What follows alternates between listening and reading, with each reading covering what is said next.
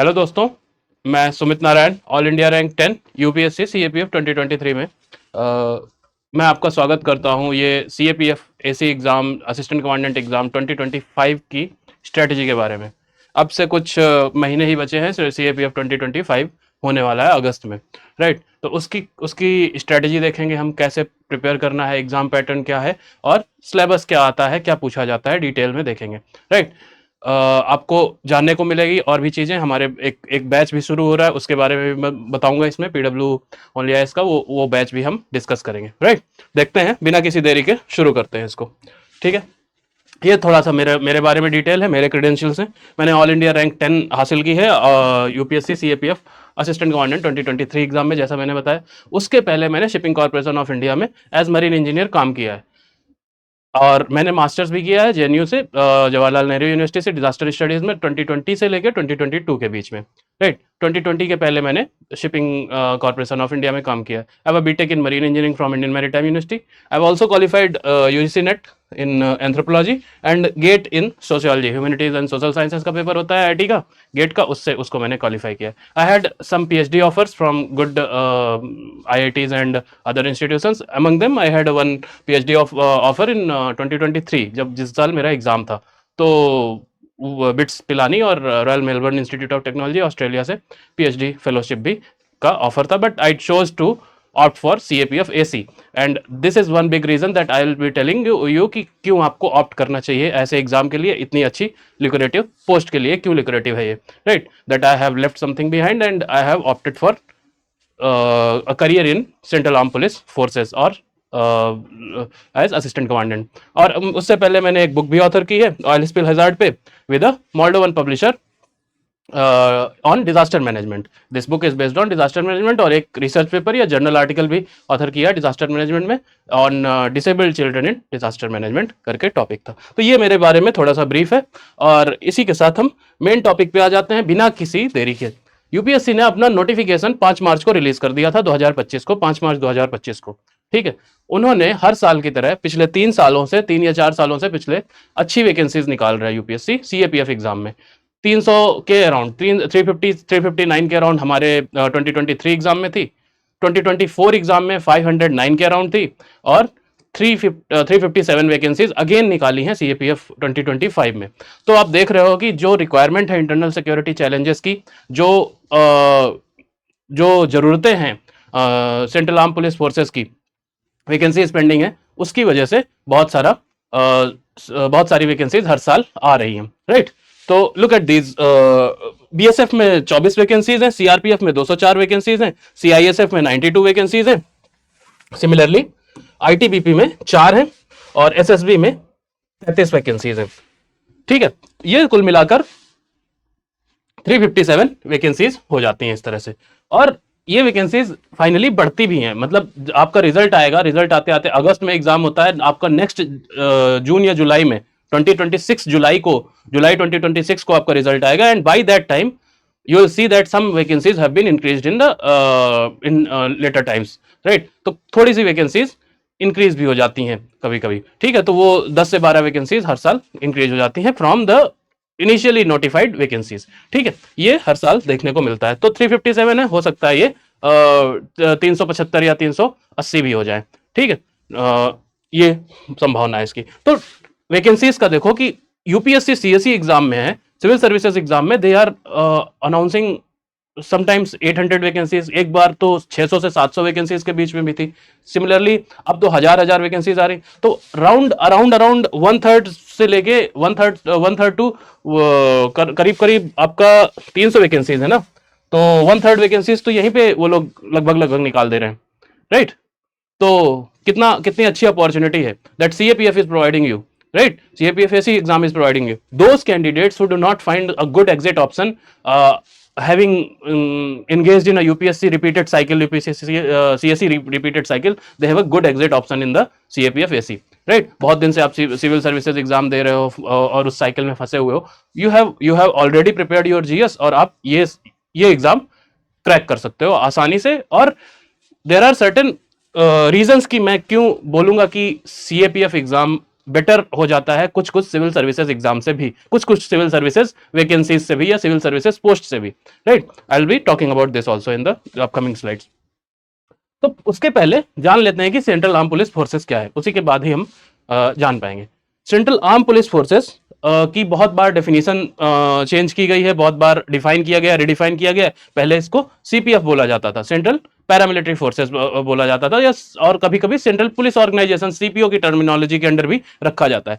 These you see policing and police and law and order is a state list subject 7 schedule में, right. 7 schedule में वो state list का subject है। But there are certain police organizations that are under the government under the control of central government या union list का part हो जाता है वो, ठीक है। तो उनमें से central arm police forces is one organisation which comes under the control of Ministry of home Affairs. जैसे कि होम डिपार्टमेंट होता है स्टेट गवर्नमेंट में, वो कंट्रोल करता है आपका पुलिसिंग फंक्शंस या law and order issues, right. वैसे ही सेंट्रल आर्म पुलिस फोर्सेस है which is under the central government की मिनिस्ट्री ऑफ होम अफेयर्स के अंडर है वो, राइट। तो सेंट्रल आर्म पुलिस फोर्सेस आपकी ऐसी central arm this is paramilitary, this is अभी की टर्मिनोलॉजी के हिसाब से this is central arm police forces है, ठीक है। सेंट्रल आर्म पुलिस फोर्सेस का मीनिंग है आपका that these are such forces which have neither military functions, completely military functions, pure military functions, nor they have pure civilian functions. They are in between somewhere, right? वो इनके बीच में है कहीं, ठीक है। these functions जो ये पैरामिलिट्री फोर्सेस सर्व करती हैं, ये फंक्शंस कुछ इनके बीच में लाई करते हैं। तो ये क्या है ऐसी पैरामिलिट्री फोर्सेस? इनको पैरामिलिट्री फोर्सेस इसलिए कहा जाता है दैट दे आर पैरा, ठीक है।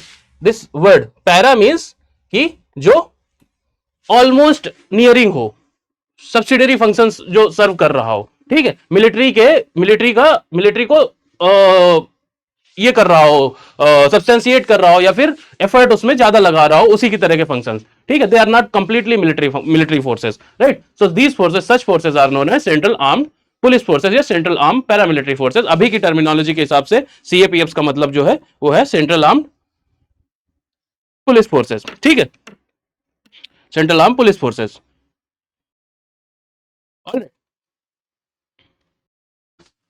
मिनिस्ट्री ऑफ होम अफेयर्स के। बट पैरामिलिट्री फोर्सेस और या central arm police forces, arm forces और स्टेट पुलिस फोर्सेस में डिफरेंस क्या है? आपको जैसे मैंने बता दिया कि arm forces is under defence ministry के अंडर आता है, वो आर्मी, नेवी और एयरफोर्स, राइट। और स्टेट पुलिस फोर्सेस आपके स्टेट के होम डिपार्टमेंट के अंदर है। और सेंट्रल आर्म पुलिस फोर्सेस या पैरामिलिट्री फोर्सेस जो हैं, BSF, CISF, CRPF, ITBP, SSB, these are under the cadre controlling authority. इनका कौन है? वो है मिनिस्ट्री ऑफ होम अफेयर्स, ठीक है। इसमें क्या है? 5 सीएपीएफ है, बीएसएफ है, सीआईएसएफ है, border security force, you have central industrial security force, then you have CRPF, central reserve police force, और ITBP, Indo Tibetan border police force, और एसएसबी, सशस्त्र सीमा बल, ठीक है। हर एक का कुछ मैंडेट है। Every force has a mandate, every police, central arm police force has a mandate. ये 5 फोर्सेस के लिए आपको एग्जाम देना है। सिर्फ यही नहीं है आपकी सेंट्रल आर्म पुलिस फोर्सेस, और भी हैं पैरामिलिट्री फोर्सेस, और भी हैं। But CAPF, central arm police forces के अंडर जो आपका एग्जाम लेगा, जो आपका एग्जाम होना है, यूपीएससी जो एग्जाम लेगा, वो इन 5 फोर्सेस के लिए लेगा, right. But there are certain more paramilitary forces, वो आप इस स्क्रीन में देखिए, ठीक है। असम राइफल्स है, ये जो येलो में दी हुई हैं, those are the 5 police forces that we have already talked about. There is National Security Guard also, there is Assam Rifles also. Assam Rifles का कुछ जो कंट्रोल है वो मिनिस्ट्री ऑफ होम अफेयर्स के पास भी है, एंड कुछ control, some of it is controlled by ministry of defence भी। Operational control ministry of defence के पास है, और ऑर्गेनाइजेशनल कंट्रोल और वो सब, वो that is with the ministry of home affairs, ठीक है। तो this is little peculiar about Assam Rifles, and mostly deputational force है असम राइफल्स, ऑफिसर रैंक के की बात की जाए तो, ठीक है। Then these are some forces, और भी फोर्सेस हैं, we can talk about them. RPF है, रेलवे प्रोटेक्शन फोर्स है, या फिर इंडियन कोस्ट गार्ड है। These are also somewhat paramilitary nature, ठीक है। बट अलग अलग मिनिस्ट्रीज के अंडर हैं वो। बट हमारे जो आज के डिस्कशन के लिए इंपॉर्टेंट है, या एग्जाम पॉइंट ऑफ व्यू से इंपॉर्टेंट है, these are 5 forces we will be having discussion upon. तो सीएपीएफ क्यों? ठीक है। इन 5 फोर्सेस में आपको सर्व ही क्यों करना चाहिए, क्या क्या रीजन है? एक तो ऐसे लोग जिनके जिनके अंदर पेट्रियोटिज्म है, नेशन के लिए कुछ करने का जज्बा है, उन लोगों को उन लोगों के लिए ये बहुत अच्छी फोर्स है, बहुत अच्छा प्लेटफॉर्म है to serve the nation. First point, first and foremost point. Second thing is that it will provide you with the status of Group A directly appointed gazetted officer post. ठीक है, group A gazetted officer post is same as you are being appointed as Indian Administrative Services में, चाहे IFS में हो, चाहे IFS में हो, चाहे फॉरेन सर्विस में हो, चाहे यूपीएससी की जितनी ग्रुप ए सर्विसेज होती हैं उन्हीं के बराबर की आपको पोस्ट मिलती है। Except that your area of working and nature of working will be different, obviously, right? You will not be working as an similar to an IAS officer itself, not even as IPS officer for some reasons, but most of the powers and which you will be exercising will be according to rules and laws of that particular force, right? जैसे कि हर एक service के लिए कुछ rules और laws और regulations हैं, and based on those rules laws and regulations particular जो ऑफिसर होता है, ग्रुप ए गजेटेड ऑफिसर होता है, वो काम करता है। वैसे ही आपके पास भी है। तो there is not at all any difference between appointment through UPSC civil services exam से और इसके थ्रू सीएपीएफ एग्जाम से। You are getting to entry level consider किया जाए तो you are getting an appointment similar to them, right? In fact there are some services, कुछ services हैं civil services exam के थ्रू, जैसे ग्रुप बी सर्विसेज हैं, पौंडीचेरी पुलिस सर्विस है, या पौंडीचेरी की जो आपकी ये है योर सिविल सर्विसेज है, राइट? वो सर्विसेज, ग्रुप बी सर्विसेज जो है 2 या 3 सिविल सर्विसेज के एग्जाम के थ्रू, उससे तो ये बेटर ही है। सीआईएसएफ में पोस्टिंग होना या फिर बीएसएफ में होना और as an assistant commandant, right? और भी कुछ सर्विसेज हैं, जैसे अकाउंट से रिलेटेड सर्विसेज हैं, इंडियन ऑडिट एंड अकाउंट है, या फिर आपको डिफेंस से रिलेटेड जो अकाउंट सर्विसेज हैं, उन सब में भी आईडीएस है, इंडियन डिफेंस अकाउंट सर्विसेज, तो उन सबसे भी ठीक पोस्ट है यहाँ पे। you have good work life balance in a force like CISF, and you have good exposure in a force like BSF या फिर ITBP में, right? You get to serve in postings that you will not imagine in the services in civil services through civil services exam. ITBP में आप काम करेंगे या CRPF में काम करेंगे, you have the chance to serve the United Nations serve in the United Nations peacekeeping forces also. United Nations के missions में सर्व करने का मौका मिल सकता है, या फिर इंडिया के जो मिशंस हैं उन पे सर्व करने को मौका मिल सकता है आपको, राइट? तो ये आपको एज सिक्योरिटी का ये आपको in fact post CAPF career opportunities भी बहुत अच्छी हैं इन सर्विसेज में काम करने के बाद, right? There are some of my known people who are working after getting retired from these services. वो सिक्योरिटी कंसल्टिंग प्रोवाइड कर रहे हैं प्राइवेट सेक्टर ऑर्गेनाइजेशंस को। सीआईएसएफ जैसा ऑर्गेनाइजेशन जो बहुत ज्यादा टेक्स हैवी है, बहुत स्मार्ट है, बहुत टेक्नोलॉजीज का यूज करता है, those organisations are being deployed by private organisations are deploying CISF for their services, उनकी खुद की सिक्योरिटी के लिए, चाहे वो रिलायंस हो, आपका पतंजलि आयुर्वेदिक हो, और टाटा कंसल्टेंसी सर्विसेज हो, इन सब जगह सीआईएसएफ लगी हुई है। तो ये सारी companies they at good higher packages they hire retired services officers also for security consulting in private roles, right? तो ये भी एक अपॉर्चुनिटी है that you get after the retirement also, it is good, right? तो ये एक अच्छी चीज है, राइट? तो और रैंक ऑफ अब बात करते हैं, जो एंट्री लेवल रैंक है वो किसके बराबर है from the point of view of defence army या फिर पुलिस में, ठीक है?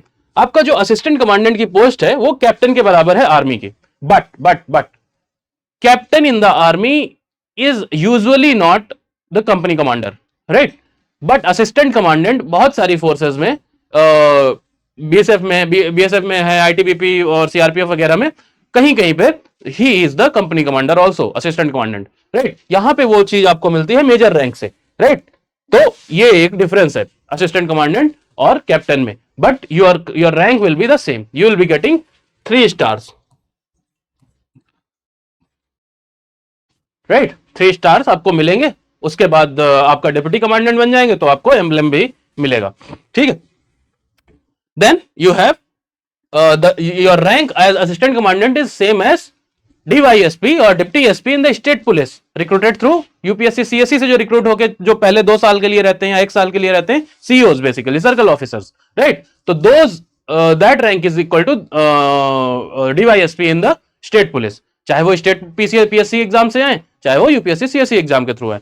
And your rank is also equivalent to assistant commissioner of police in the metropolitan cities. Metropolitan cities में आपको पता होगा कि एसीपी होता है। किसी भी मेट्रोपॉलिटन दिल्ली है या फिर आपका कोलकाता है या मुंबई है, आप देखोगे कि वहां पे डीवाईएसपी या डिप्टी एसपी नहीं होता, देयर इट इज एसीपी होता है वहां पे, ठीक है। तो वो असिस्टेंट कमिश्नर ऑफ पुलिस के बराबर है आपकी रैंक, राइट। तो असिस्टेंट कमांडेंट को बहुत जगह इन सब पोस्ट से भी डीवाईएसपी, डिप्टी एसपी या फिर एसीपी से भी एड्रेस करते हैं, ठीक है, because of the rank equivalence. And in navy and air force आपकी rank lieutenant and flight lieutenant के बराबर है, ठीक है, रिस्पेक्टिवली। ओके, और क्या चीजें हैं इसमें? यूनिफॉर्म सर्विस तो है ही, आपको मौका मिलता है अच्छा करने का, यूनिफॉर्म पहनने का, right. And you have lucrative perks similar to army. बहुत सारे पर्क्स हैं जो आर्मी की तरह हैं। You get the canteens also, you get the central police canteen है मिनिस्ट्री ऑफ होम अफेयर्स के अंडर, तो आपको वहां पे सस्ते में सामान मिलता है, या फिर टैक्स आपको कम देना पड़ता है, गाड़ी निकलवाई या कुछ निकलवाया तो वहां से खरीदा, तो और हाउस होल्ड चीजें भी में भी टैक्स का रिबेट मिलता है वहां से खरीदने पे, राइट। तो this is also a good thing. You get education में भी आपको फायदा मिलता है, बच्चों की एजुकेशन में, right. Your children will get good like scholarship भी मिलेगा उनको, राइट। तो वो सब भी कहीं कहीं पे है, और hospital and everything, all facilities you get obviously, right. Obviously the social status and respect, career growth and promotions, right. Career growth भी है। आप यू कैन अगर आप जल्दी आप अगर आ रहे हैं, जल्दी से आपने एग्जाम क्लियर किया है 20-22-23 की उम्र में, तो you get to be promoted to the rank of ADG as well, assistant additional director general, या फिर आईजी तक तो जाते हैं, इंस्पेक्टर जनरल तक या एआईजी तक जाते हैं कहीं कहीं पे, ठीक है। किसी किसी फोर्स में थोड़ा सा कम है प्रमोशन प्रोस्पेक्ट, जैसे बीएसएफ में है या फिर सीआरपीएफ में है, that most CAPF cadres are reaching to the level of commandant और सीनियर कमांडेंट तक या 2IC तक रीच कर रहे हैं। बट वो धीरे धीरे करके रिफॉर्म हो जाएंगे, क्योंकि your 8 pay commission is also coming, और कैडर रिव्यू भी होना है। कैडर रिव्यू मतलब नंबर ऑफ पोस्ट भी बढ़नी है सीनियर रैंक पे, right. And you also get post retirement benefit. आपको पता ही होगा कि नई पेंशन स्कीम भी आ गई है, यूनिफाइड पेंशन स्कीम, उसके अंडर भी पोस्ट रिटायरमेंट बेनिफिट आपको पेंशन भी मिलेगी, 50% जो आप लास्ट सैलरी ड्रॉ कर रहे होंगे उसका। And also you will be getting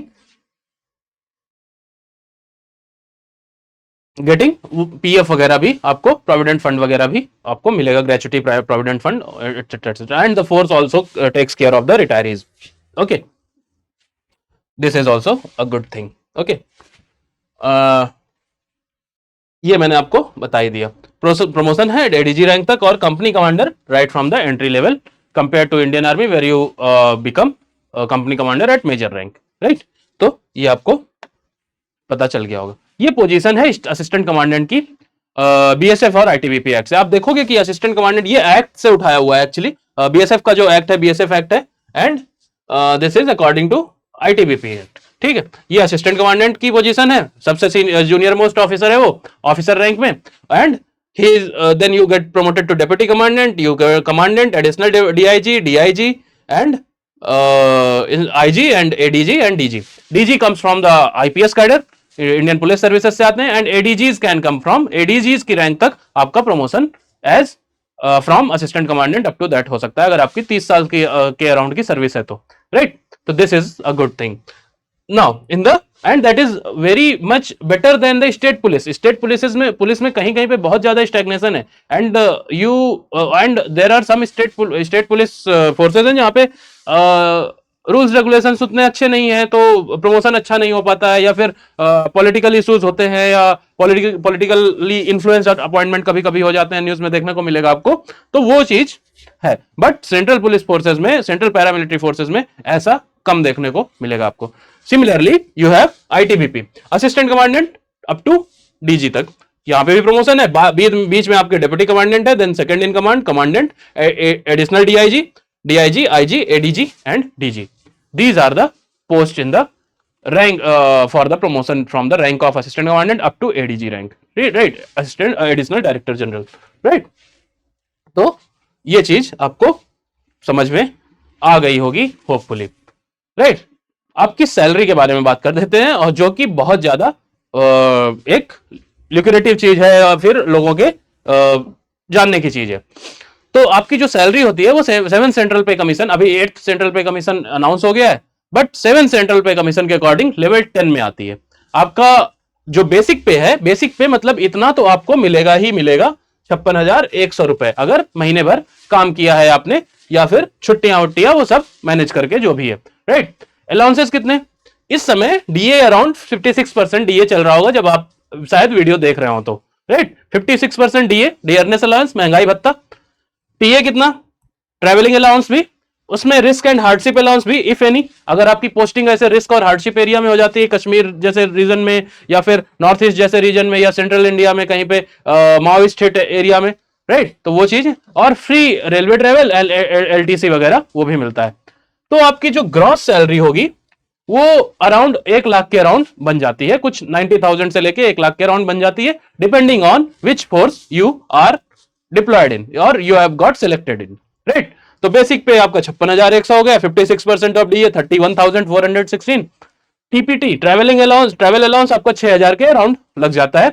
DA भी मिलता है टीपीटी में, ट्रैवलिंग अलाउंस में भी डीए मिलता है, डियरनेस अलाउंस मिलता है, and that you get is same as this one. 56% यहां पे भी लगेगा तो 3360, एंड कुछ डिडक्शन होंगे, एनपीएस कॉन्ट्रीब्यूशन होगा आपका 10%, इसका 10% बेसिक पे और डियरनेस अलाउंस का 10%, एंड कुछ डिडक्शंस और होंगे थोड़े बहुत, आपका मे बी आपका कोई स्कीम में जा रहा है या फिर कोई प्रोविडेंट फंड वगैरह में जा रहा है तो वो मिसलिनियस डिडक्शन अराउंड 900 के अराउंड लेके चलते हैं, और इनकम टैक्स भी जो आपको देना होगा अकॉर्डिंगली, और वो शायद आपका क्लेम कर लेंगे तो वो वापस आ भी जाएगा, right?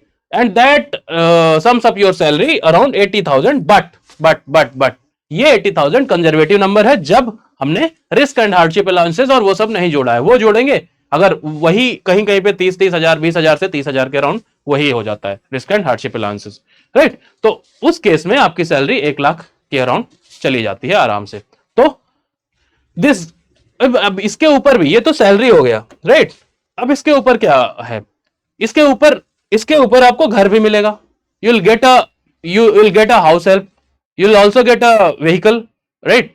You will also get type 4 आपको बंगलो मिलेगा, वही घर, राइट? तो ये सब चीजें भी, गार्डन भी होगा, सब कुछ होगा, and these things you will get, these are the standard things that any officer of the government of India gets, right? तो this is the lucrative thing to reckon for. Okay, now future prospects क्या है with respect to salary? Future prospect, 8 pay commission बन ही गया है, जैसा मैंने बताया कि सैलरी बढ़ जाएगी आपकी।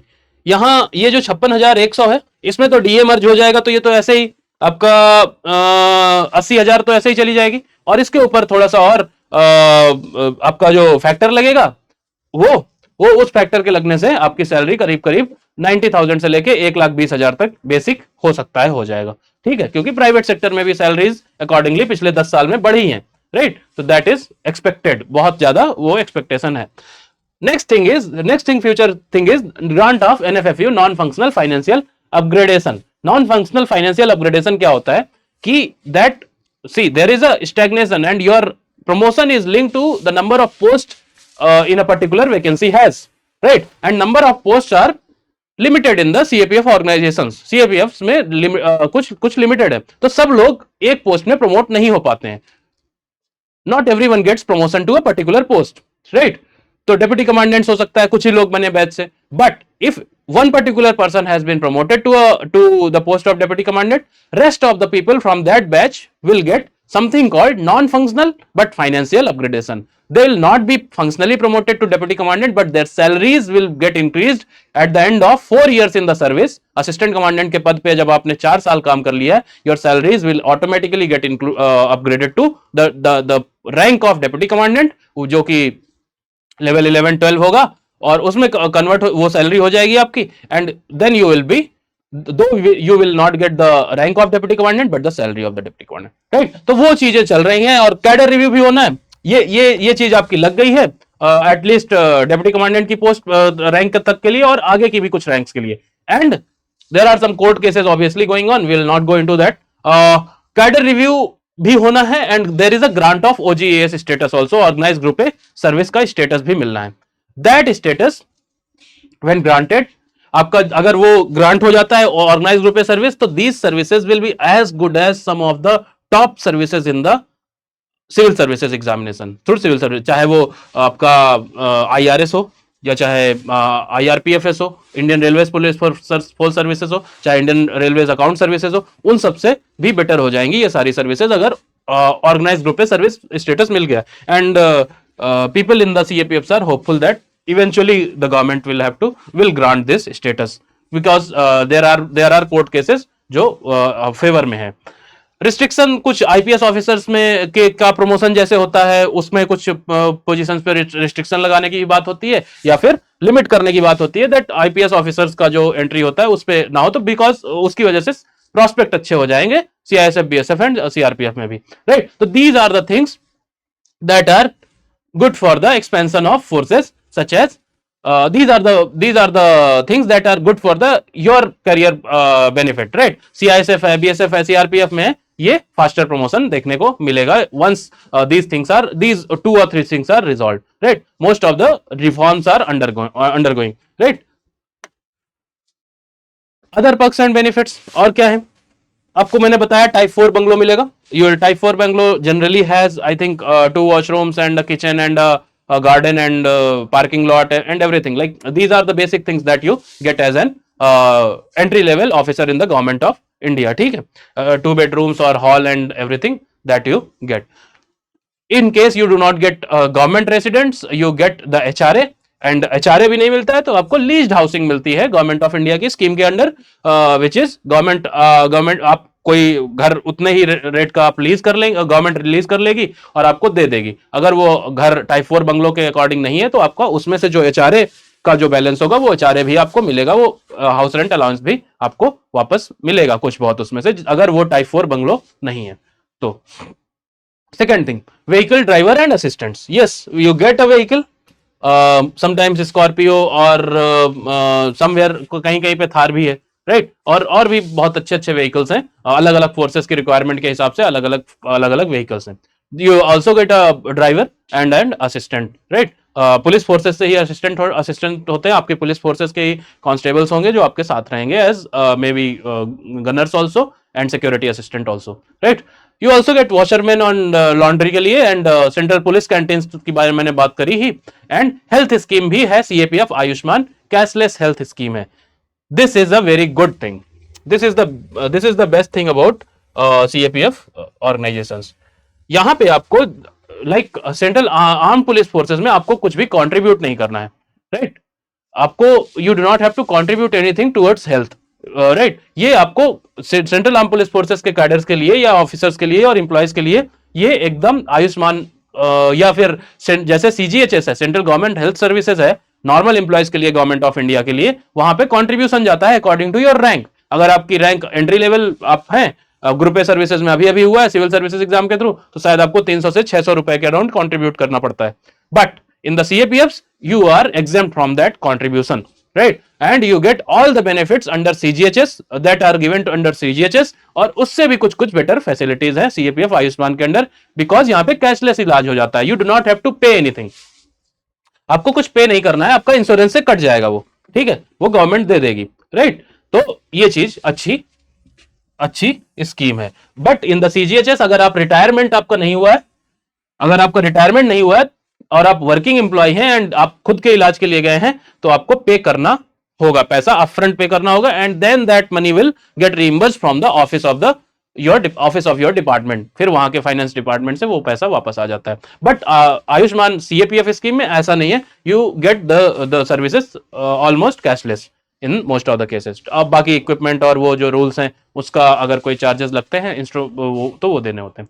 Next, reservation for wards of CAPF personnel in MBBS and BDS. कुछ MBBS कॉलेजेस हैं और बैचलर ऑफ डेंटल सर्जरी के जो कॉलेजेस हैं, तो उन कॉलेजेस में रिजर्वेशन है CAPF के वार्ड का. अलग अलग नंबर ऑफ सीट्स कहीं कहीं पे डिफाइंड है कितनी होंगी.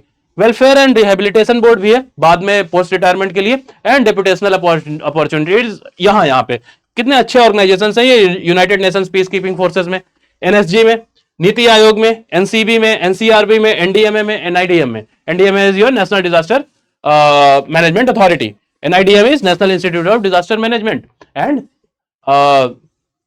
Narcotics control board NCB, and NCRB national crime reports bureau, right, records bureau, and you have united nations. ये सब में आपको डिप्यूटेशनल अपॉर्चुनिटीज भी मिलती हैं if you are capable and there is a requirement, right. तो ये चीजें भी हैं, राइट। तो these are the things you get to get in the as an assistant commandant और इन और as member of the these services और forces, right. अब आते हैं मेन चीज में कि ये चीजें तो हो गई आपके मोटिवेशन के लिए, राइट, बहुत मोटिवेशन हो गया। अब आते हैं मेन चीज में कि आप इसको अचीव कैसे करेंगे। तो एग्जाम पैटर्न का जानना जरूरी है। एग्जाम पैटर्न की बात करें तो 3 स्टेजेस में एग्जाम होता है। पहला जो है वो रिटन पेपर है। रिटन आपका जो एग्जाम होता है उसमें पेपर 1 होगा और पेपर 2 होगा। पेपर 1 आपका ऑब्जेक्टिव टाइप होगा, 125 questions, 2 marks each, and paper 2 200 marks essay and grammar type होगा, राइट। तो ये पूरे 450 मार्क्स हो जाते हैं। स्टेज 2 में आपका फिजिकल स्टैंडर्ड टेस्ट और फिजिकल एलिजिबिलिटी टेस्ट और मेडिकल स्टैंडर्ड टेस्ट ये होते हैं। ये क्वालिफाइंग होते हैं। आपका फिजिकल, आपकी your physical capabilities and physical eligibility will be checked, and medically you will B examined for all the body parts, for all functional body parts and your medical health condition also. Stage 3, 150 marks, it is about personality test. Your personality test, your personality will be judged, and it is similar to any UPSC interview, whether it is CSE, whether it is IFOS, whether it is engineering services exam, कोई भी interview उठा लो आपको वैसा ही personality test भी होता है। As we are recording this video and interview calls have just come for the 2024 exam. 2024 exam के लिए CAPF के एग्जाम के लिए इंटरव्यू कॉल्स आई हैं, फेज 1 आया है, उसका शेड्यूल आया है और इंटरव्यूज मई में शुरू हो रहे हैं CAPF के। पेपर 1 को थोड़ा डिटेल में देखते हैं। तो 2 घंटे का पेपर होता है, 10 बजे से 12 बजे के बीच, ठीक है। क्वेश्चन ऑब्जेक्टिव टाइप होंगे, इंग्लिश और हिंदी दोनों मीडियम होगा, 1/3 ईच निगेटिव मार्किंग होगी। General ability and intelligence paper का नाम होता है। Similar to UPSC CSE prelims with a higher focus on factual knowledge and logical reasoning पे थोड़ा सा ज्यादा फोकस रहेगा, क्योंकि इसमें आपका CSAT वगैरह भी पूछ लिया जाता है उन्हीं 125 क्वेश्चंस में। जो CSAT का पेपर अलग से होता है, क्वालिफाइंग होता है, बट ये पेपर आपका इसमें पूछ लिया जाता है। ऑल्सो ऑल सारी स्टेजेस के मार्क्स काउंट होते हैं, पर्सनालिटी टेस्ट के भी और रिटन पेपर 1 के भी और पेपर 2 के भी मार्क्स आपके फाइनल मेरिट में काउंट होते हैं। तो यहां पे स्कोर करना, ज्यादा स्कोर लाना जरूरी है compare to UPSC civil services prelims, जहां पे बस आपको कट ऑफ क्लियर करके आना है, राइट। तो यहां पे आपको स्कोर मैक्सिमाइज करना है। मेरे फर्स्ट अटेम्प्ट में, मतलब फर्स्ट फिजिकल, जिसमें मैंने फिजिकल अटेम्प्ट दिया था पहली बार, I could have interview call in 2022, I had some 137 marks. फिर मुझे समझ आया कि ये मार्क्स बढ़ाने हैं, मैंने 180 टारगेट किया and I got some 156 marks in the 2023 attempt, जिसमें मेरी ऑल इंडिया रैंक 10 थी। नाउ कमिंग टू पेपर 2, ये general studies essay and comprehension का पेपर है। इसमें आपका एसे होगा, आर्गुमेंट राइटिंग होगी, you'll have debate basically, and you'll have report writing, you'll have a comprehension, आपका प्रेसी राइटिंग भी होगा, where you have to compress a paragraph into 1/3 of its length, given length, right? तो and you'll have a grammar of 25 marks. कुछ words आपको दिए रहेंगे, उनकी word meaning आपको क्लियरली लिखनी होगी सेंटेंस में यूज करके। कुछ आपको अपोजिट वर्ड्स लिखने होंगे किसी चीज के, उनका यूज करना होगा। कुछ आपको मुहावरे दिए, इडियम्स दिए रहेंगे, उनका मतलब बताना होगा। तो these things will be asked, okay. 3 घंटे का पेपर होगा, डिस्क्रिप्टिव है, ऐसे टाइप है, तो आपको 3 घंटे आपको लिखना पड़ता है अच्छे से, तो राइटिंग प्रैक्टिस जरूरी है। और ये सिमिलर है सिविल सर्विसेज का जो मेंस पेपर होता है, या फिर IFAS का जो मेंस होता है, उसमें जो इंग्लिश का पेपर आता है अलग से, लैंग्वेज का पेपर जो आता है अलग से। IFAS के इंग्लिश के पेपर में तो मार्क्स ऐड होते हैं, बट सिविल सर्विसेज का जो लैंग्वेज पेपर होता है उसमें मार्क्स ऐड नहीं होते हैं। तो उसमें जो पेपर आता है उसी की तरह है। उसमें आपको नंबर ऑफ एसेज कम लिखने होते हैं, बट यहाँ पे आपको 4 एसेज लिखने होते हैं, वो भी 300 वर्ड के होते हैं। तो आपको टोटल 1200 वर्ड का एसे लिखना होता है, 300 words each for each essay, right. तो वो आपका ऑलमोस्ट क्वेश्चन आंसर की तरह बन जाता है जैसे आपके यूपीएससी सीएससी के क्वेश्चंस होते हैं, राइट। तो ये आपको समझ में आ गया होगा that this is your general mental ability, general science. ये आपके कुछ पेपर 1 के सब्जेक्ट्स हैं, ब्रॉड सब्जेक्ट्स हैं। There can be some more classification, जैसे इसमें इन्वायरमेंट अलग से नहीं मेंशन्ड है, बट इन्वायरमेंट से भी कभी कभी क्वेश्चन आते हैं। You have general mental ability, general science, current events of national and international importance, Indian polity and economy, history of India, Indian and world geography. आप इसमें से बताओ मुझे क्या सिविल सर्विसेज एग्जाम से डिफरेंट है? Nothing, just that you will be also asked questions on some CSAT questions। कुछ CSAT के भी questions आएंगे आपके, ठीक है। ये आपका एक और पार्ट है जनरल मेंटल एबिलिटी में ही, ये जनरल मेंटल एबिलिटी में, राइट राइट। थोड़ा सा नेचर अलग रहता है जनरल साइंस का। सेकंड पेपर 2 में है जो जनरल स्टडीज एंड कॉम्प्रिहेंशन है। This is about essay, comprehension, precis writing and other communicative English. तो ऐसे आपका 80 नंबर का, 4 essays 20 marks is 80 marks and some 120 marks की जो आपका कॉम्प्रिहेंशन, प्रेसी राइटिंग और कम्युनिकेशन लैंग्वेज स्किल्स वो सब आएंगे, तो वो 120 मार्क्स का हो जाता है, राइट। तो this is the examination pattern. ये आपका कुछ सिलेबस है फ्रॉम द नोटिफिकेशन, जो 2025 का जो नोटिफिकेशन है उससे आपका सिलेबस है, तो आप इसको पढ़ सकते हैं। लॉजिकल रीजनिंग है, क्वांटिटेटिव एप्टीट्यूड है, numerical ability and data interpretation general mental ability का पार्ट है। जनरल साइंस में general awareness, scientific temper, comprehension and appreciation of scientific phenomena of everyday, right, and information technology, biotechnology, environmental science. Look at this, general science के अंदर environmental science घुसा हुआ है यहाँ पे सिलेबस में, अलग से नहीं मेंशन्ड है, right. Then you have current events of national and international importance. इसमें से जो एसएससी टाइप या फिर फैक्चुअल करंट अफेयर्स होता है, that is given more weightage. आपको पूछ लिया जाएगा कि साइक्लोन जो अभी आया था उसका नाम क्या था, या फिर वो कौन सी कंट्री ने उसका नाम दिया है, right. So that can be asked very well. तो वो फैक्चुअल नेचर यहाँ पे करंट इवेंट्स, नेशनल इंपॉर्टेंस और इंटरनेशनल इंपॉर्टेंस में, करंट अफेयर्स में बढ़ जाता है, which is little less in the CSC exam, but CSC में भी वो करंट अफेयर्स उस तरह का पूछने लग गए हैं अब, राइट। तो आपकी जो तैयारी है वो इंटीग्रेटेड भी रह सकती है अगर आप सिविल सर्विसेज एग्जाम की तैयारी कर रहे हैं। इसमें से आपको कुछ एक्स्ट्रा तैयार करने का है नहीं एक्चुअली, बस एक्स्ट्रा माइंडसेट की जरूरत पड़ेगी आपको एग्जाम में, right, that you have to ensure. Indian polity and economy, social systems and public administration, economic development in India, regional and international security issues. Look at this, how generic the terms are, the things are given, Indian polity और economy, but आपको वही economy and polity तैयार करनी है जो आप civil services के लिए तैयार कर रहे हैं। History of India, social, economic and political aspects, this shall also include the areas of growth of nationalism and freedom movement, right? History of India में ये है, बट यहां से आपका एंशिएंट हिस्ट्री से भी आता है, मिडिवल से भी आता है और आपका मॉडर्न हिस्ट्री से भी आता है, ऑल्दो मेंशन्ड नहीं है अलग से। The questions will broadly cover the subject in its social, economic and political aspects. This shall also include the areas of growth of nationalism and freedom movement. ये बस ऐसे लिखा हुआ है, बट आपका वही सिलेबस है। अगर आप प्रीवियस ईयर क्वेश्चन एनालाइज करोगे तो that will suffice, which you are doing for civil services exam के लिए जो बच्चे करते हैं, right. Indian and world geography, physical, social and economic aspects of geography pertaining to India and the world, right? Indian and world geography भी similar ही आती है इसमें। पेपर 2 में सिमिलरली 80 मार्क्स का ऐसे तो मैंने बता ही दिया, 80 मार्क्स का ऐसे तो मैंने बता ही दिया, and then you have indicative topics कौन कौन से पूछे जा रहे हैं? Modern Indian history, specially of the freedom struggle, geography, polity and economy, knowledge of security and human rights issues and analytical ability, right. तो ये टॉपिक्स इंडिकेटिव है, बट आई हैव डिवाइडेड, आप जो कोर्स की हम आगे बात करेंगे, I have divided the thematic areas into 10 parts in essay, as far as essay is considered for concern for 80 marks. उसमें मैंने थीमेटिक एरियाज जो डिवाइड किए हैं वो 9 to 10 है।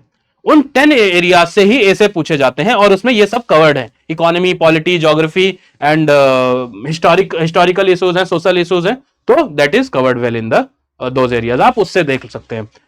पार्ट बी कॉम्प्रिहेंशन है 120 मार्क्स का, कॉम्प्रिहेंशन है, comprehension, precis writing and other communication language skills है, वो 120 मार्क्स की है, राइट। ये आपका कॉम्प्रिहेंशन 25 मार्क्स का आता है, लैंग्वेज स्किल्स आपके 25 मार्क्स का आता है, ये हो गया। प्रेसी राइटिंग आपका शायद 20 मार्क्स का आता है या 15 मार्क्स का आता है, I am do not recall right now, and there are some certain more things, right. तो वो सब मिला के आपका इतना हो जाता है। हाँ, argument writing and report writing is also there, argument writing that is not mentioned here, और वो शायद अदर कम्युनिकेटिव लैंग्वेज स्किल्स के अंडर ये report writing.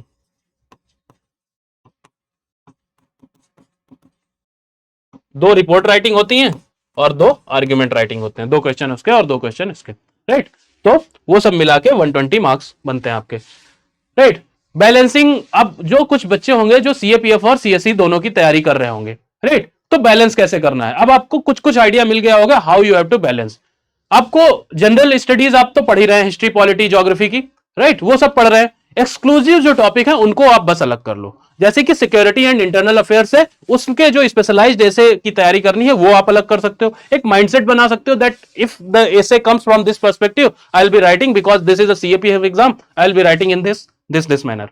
Report writing and precis writing, this is different. Physical and medical test, इसकी आपको तैयारी करनी है। और ऑब्जेक्टिव स्टाइल पेपर 1 का, सीएसई थोड़ा सा सब्जेक्टिव हो जाता है, उसमें कुछ बड़े स्टेटमेंट रहेंगे, बट आपको सीएपीएफ का पेपर देखोगे तो रिसेंट टाइम्स में 2024 का पेपर देखो, 23 का पेपर देखोगे, it's very challenging, as much challenging as civil services का पेपर है जो, राइट। बट प्रीवियस ईयर्स में जाओगे तो बहुत काफी ज्यादा फैक्चुअल पेपर रहा है, ऑब्जेक्टिविटी ज्यादा है पेपर में। अगर आपको आता है तो आता है, नहीं आता है तो नहीं आता है। There is less scope for using elimination और सच टेक्निक्स, बट अब धीरे धीरे करके ये चीज चेंज हो रही है, राइट, सीएपीएफ एग्जाम में भी, राइट। तो ये हो गया आपका ऑब्जेक्टिव स्टाइल, ये हो गया आपका कि आप बैलेंस कैसे करेंगे।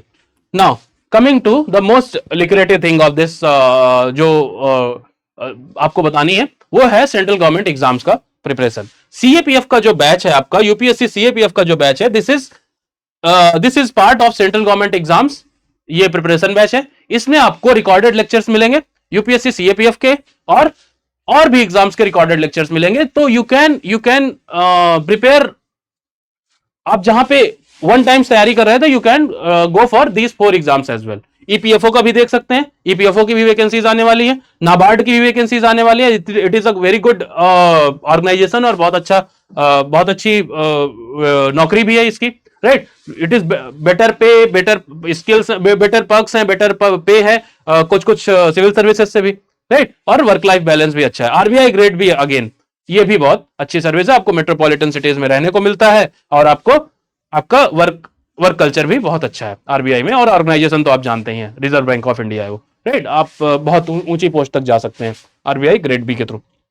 तो इसका प्राइस 5,999 है, रुपीज है, राइट। ये है आपका सेंट्रल गवर्नमेंट एग्जाम्स के अंडर जो आपको 4 चीजें मिल जाती हैं। तो ये आपको एक, आप सीएपीएफ का टारगेट कर रहे हैं, आप सीएपीएफ का सब कुछ देख सकते हैं इसमें। Apart from that you can also get videos of NABARD, RBI and EPFO, RBI grade B and EPFO के भी आपको लेक्चर्स मिल जाते हैं, राइट। तो ये आपके बैच के फीचर्स हैं कुछ 4x career opportunities with 1 smart course, एक स्मार्ट कोर्स मिलेगा,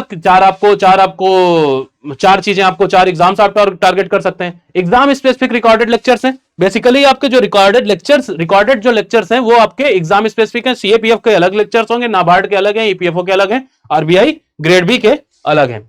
you also gate integrated syllabus approach है, कॉमन टॉपिक्स है, जैसे कि आरबीआई ग्रेड बी में भी लगना है, वो नाबार्ड में भी लगने हैं। आप एवरेज अगर एज अ टॉपिक तैयार करेंगे तो क्या उसको अलग अलग तैयार करेंगे क्या, कि सिविल सर्विसेज के लिए अलग से तैयार कर लूंगा, नाबार्ड के लिए अलग से ये कॉन्सेप्ट पढ़ लूंगा, आरबीआई ग्रेड बी लिखना है तो वो अलग से कर लूंगा, ईपीएफओ अलग से कर लूंगा, सीएपीएफ अलग से कर लूंगा, नहीं ना। तो आपको थ्योरी तो सेम रहनी है, आपके प्रैक्टिस का क्वेश्चंस का लेवल ही बदल सकता है ना। तो that thing you will be integrated in this course, और वो कॉमन टॉपिक्स को आपको मर्ज करके भी दिया जाएगा। Focused revision classes for each exam before the exam, एक रिवीजन क्लासेस भी हम लेके आएंगे जिसमें आपको एग्जाम के पहले आपको हर ये रिवीजन कराया जाएगा, राइट। हर एग्जाम के लिए, जब ईपीएफओ होगा, आरबीआई ग्रेड भी होगा, नाबार्ड होगा और सीएपीएफ एसी भी होगा अगस्त में। Practice test, exam specific, previous year analysis, ये तो मैं करा ही रहा हूं एसए के लिए, और इकोनॉमी और पॉलिटी मैं ले रहा हूं, और एग्जाम स्ट्रेटेजी सेशंस भी होंगे, और करंट अफेयर्स भी होगा आपका, ठीक है। क्यों ज्वाइन करना चाहिए? क्योंकि आपका टाइम और एफर्ट बचता है। आप बच्चे 4-4 5-5 साल तैयारी करते रहते हैं, फिर सोचते हैं कि मेरा एग्जिट ऑप्शन क्या होगा इसमें। यूपीएससी का हार्ड ट्रूथ यह है कि सबका सिलेक्शन नहीं हो पाता है, right? Very few get selected, क्यों? सीट ही नहीं है उतनी, right? You might be having exceptional capacities, capabilities, but still you fail to, some of the aspirants fail to make it to some of the exams.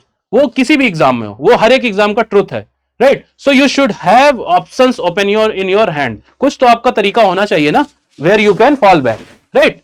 तो that is one approach. आपका approach ऐसा भी हो सकता है, ठीक है, कि आपका टाइम और एफर्ट सेव करना है तो आप 2 एग्जाम टारगेट कर लो, सेम ही चीज तो पढ़नी है।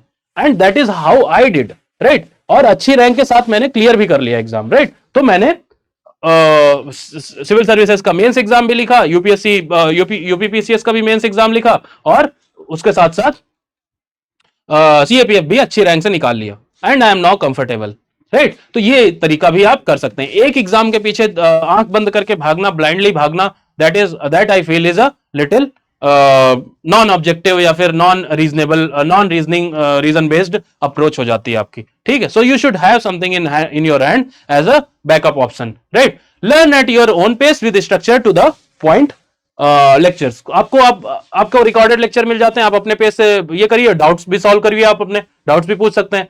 आप you can get back to me any time, आप मेरे से खुद डायरेक्ट बात कर सकते हैं, ऐसे भी कर सकते हैं, आप मेंटर से भी बात कर सकते हैं, तो आपका सब कुछ मिल जाएगा इसमें। अफोर्डेबल भी है। Get 4 exams covered at the cost of 1। 6,000 रुपए में आपको सीएपीएफ तो मिल ही रहा है, साथ साथ में 3 एग्जाम्स और मिल रहे हैं। Smart backup strategy, secure multiple career opportunities with extra burden, right? Perfect for working professionals and full time aspirants, 100% flexible learning. अगर कोई वर्किंग एस्पिरेंट भी है, वो टारगेट कर रहे हैं ऐसे एग्जाम्स को, दे गेट 100% फ्लेक्सिबल लर्निंग, क्योंकि आप अपने पेज से सीख सकते हैं इसको, राइट? तो ये चीज है। ओके, तो एक बैच है, 4 गवर्नमेंट एग्जाम्स हैं, और आपको ये एग्जाम रेडी बना देंगे, राइट? तो आई हाईली इंकरेज कि आप ज्वाइन कर सकते हैं। And I am in this batch, I am taking CAPF में, सीएपीएफ का मैं कर रहा हूं, और सीएपीएफ में मैं आपको ऐसे पढ़ाऊंगा, और आपको पढ़ाऊंगा कुछ प्रीवियस ईयर क्वेश्चंस भी, डिफरेंट डिफरेंट टॉपिक्स के लूंगा मैं, राइट? तो आई होप कि ये आपको समझ आ गया होगा, और आप थोड़ा मोटिवेटेड फील कर रहे होंगे। नेक्स्ट जो अपकमिंग एग्जाम है आपका, अगस्त में ये एग्जाम होना है, राइट?